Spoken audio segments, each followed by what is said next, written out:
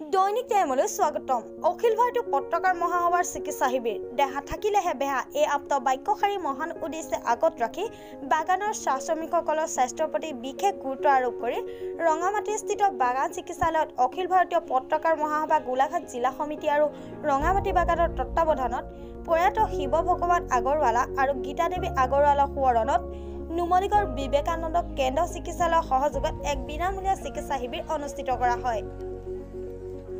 চিকিৎসা শিবিৰ উদ্বোধন কৰে দেৰগাঁও ৰাজচক্ৰৰ বিষয়া উৎপল কুমাৰ ডেকাই। অনুষ্ঠানত উপস্থিত থাকে নুমলীগড় বিবেকানন্দ কেন্দ্ৰ চিকিৎসালয়ৰ জ্যেষ্ঠ চিকিৎসক ক্ৰমে doctor Sandipa Chakraborty, doctor DK হীৰা, দ্বিজেন্দ্ৰ মিলি, বিশিষ্ট সমাজকৰ্মী অনুপ ভাগৱতী, অখিল ভাৰতীয় পত্ৰকাৰ মহাসভাৰ ৰাজ্যিক মুখপাত্ৰ সত্যজিৎ হাজৰিকা, অখিল ভাৰতীয় পত্ৰকাৰ মহাসভাৰ গোলাঘাট জিলাৰ সভাপতি জ্যোতি হাজৰিকা, সম্পাদক জিয়াউদ্দিন আহমেদ, কাৰ্যকৰী সভাপতি কাজু ৰবি দাস আদি ব্যক্তিসকল।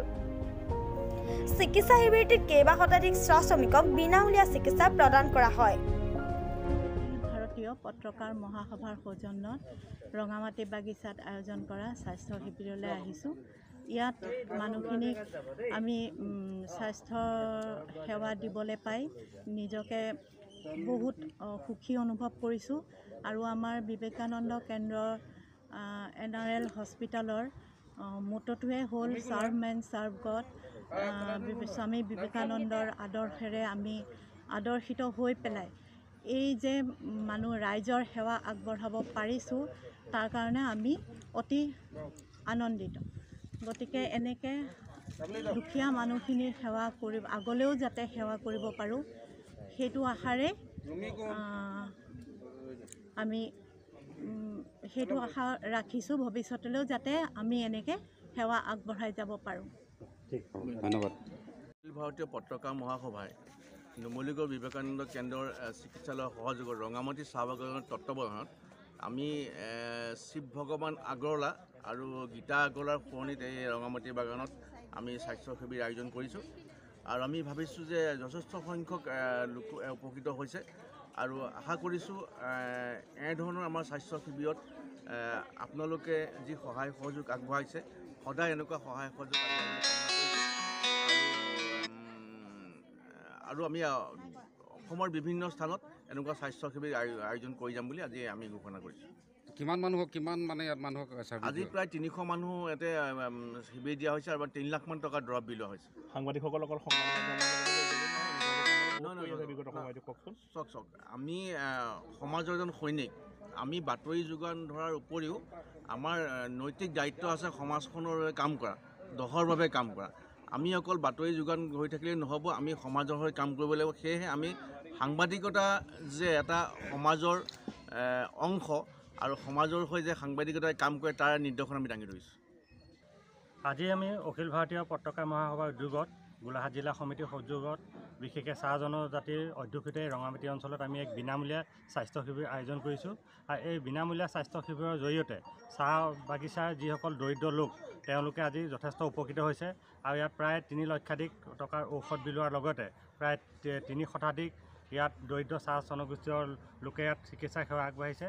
গতিকে আমি আজি যি পত্ৰকাৰ মহাসভাৰ সৌজন্যত আমি এনেধৰণে অনাগত দিনতো দৰিদ্ৰ লোকৰ কাৰণে আমি চিকিৎসা সেৱাৰ আয়োজন কৰি সমাজৰ কাৰণে আমি উপকৃত কৰি যাম বুলি আশা প্ৰকাশ কৰিছোঁ। এখন উদ্যোগত যি আমি শিবিৰ আয়োজন কৰিছোঁ ইয়াত আপোনালোকৰ শ্ৰমিকসকল কেনেধৰণে উপকৃত হ'ব এই বিষয়ে আজি ইংৰাজী 28/11/2020 তাৰিখে অখিল ভাৰতীয়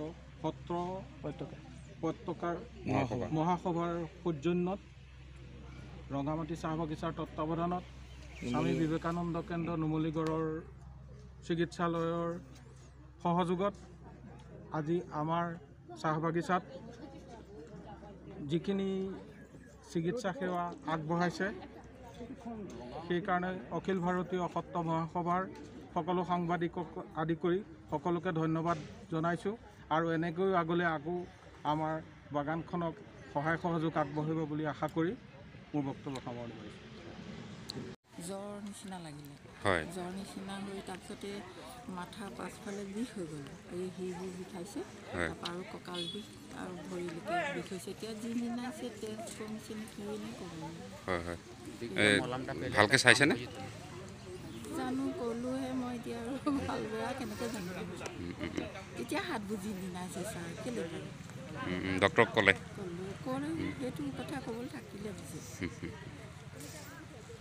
মহাসভাৰ উদ্যোগত গোলাঘাট জিলা সমিতিৰ সহযোগত বিশেষকৈ চাহ জনজাতিৰ অধ্যুষিত ৰঙামাটি অঞ্চলত আমি এক বিনামূলীয়া স্বাস্থ্য শিবিৰ আয়োজন কৰিছোঁ আৰু এই বিনামূলীয়া স্বাস্থ্য শিবিৰৰ জৰিয়তে চাহ বাগিচাৰ যিসকল দৰিদ্ৰ লোক তেওঁলোকে আজি যথেষ্ট উপকৃত হৈছে আৰু ইয়াত প্ৰায় 3 লক্ষাধিক টকাৰ ঔষধ বিলোৱাৰ লগতে প্ৰায় 3 শতাধিক ইয়াত দৰিদ্ৰ চাহ জনগোষ্ঠীয় লোকে ইয়াত চিকিৎসা সেৱা আগবঢ়াইছে গতিকে আমি আজি যি পতাকা মহাসভাৰ সৌজন্যত আমি এনেধৰণে অনাগত দিনতো দৰিদ্ৰ লোকৰ কাৰণে আমি চিকিৎসা সেৱা আয়োজন কৰি সমাজৰ কাৰণে আমি উপকৃত কৰি যাম বুলি আশা প্ৰকাশ কৰিছোঁ